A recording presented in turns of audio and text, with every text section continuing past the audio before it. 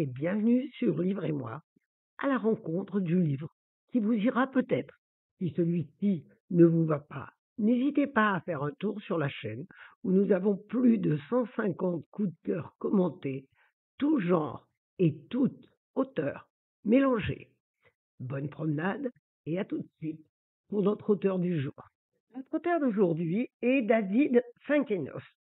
David Finkenos, nous l'avons rencontré sur notre chaîne dans La vie heureuse et aujourd'hui, nous le retrouvons avec Tout le monde aime Clara, paru chez Gallimard en janvier 2020.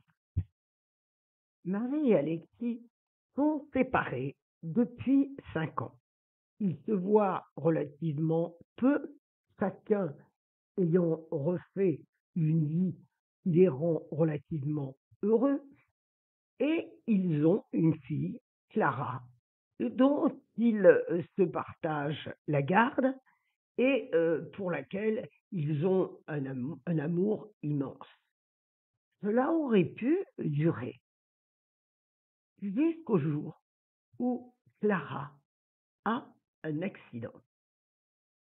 Emmenée d'urgence à l'hôpital, elle est dans le coma et ses parents, affolés, inquiets, dans le 36e dessous, sont réunis à côté d'elle. Ce coma va durer 8 mois. C'est au milieu du livre que Clara se réveille et de ce voyage dans l'inconscience, Clara a ramené un don, celui de clairvoyance. C'est ce réveil de Clara que je vous propose de suivre en direct.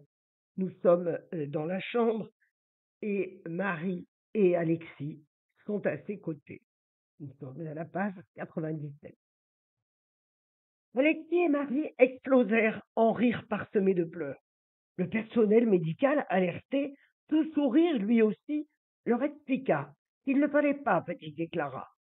Mais la laisser leur était impossible.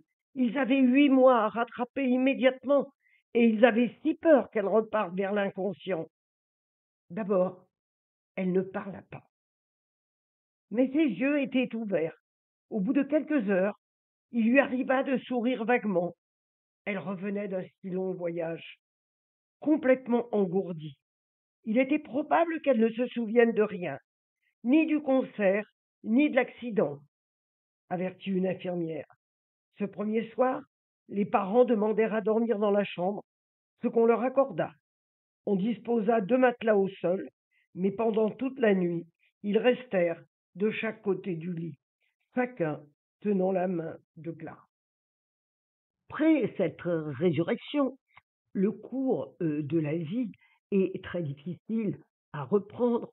Aussi, Alexis s'inscrit-il à des cours d'écriture auprès d'un auteur, Éric Dupré, qui n'a écrit qu'un seul livre à distribution réduite, mais dont les cours l'intéressent et qui le mèneront peut-être à écrire un journal qui sera comme une catharsis à cette épreuve qu'il vient de vivre. C'est là où se situe, je pense, le bémol de certains lecteurs, puisque nous avons suivi jusqu'au milieu du livre les interactions entre différents personnages dont nous aimerions bien savoir la suite, alors que depuis le réveil de Clara, la narration se focalise sur les dons de celle-ci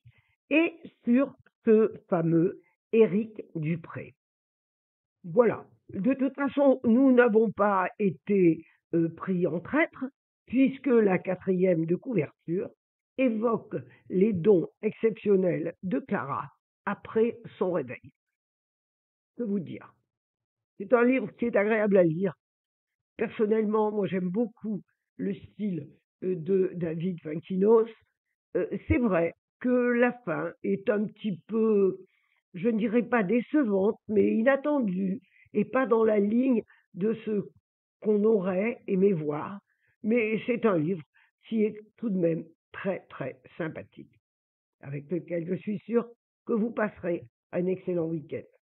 En attendant une prochaine proposition, je vous souhaite un très très bon week-end, une belle semaine, et je vous dis à bientôt pour une prochaine découverte. Au revoir, portez-vous bien.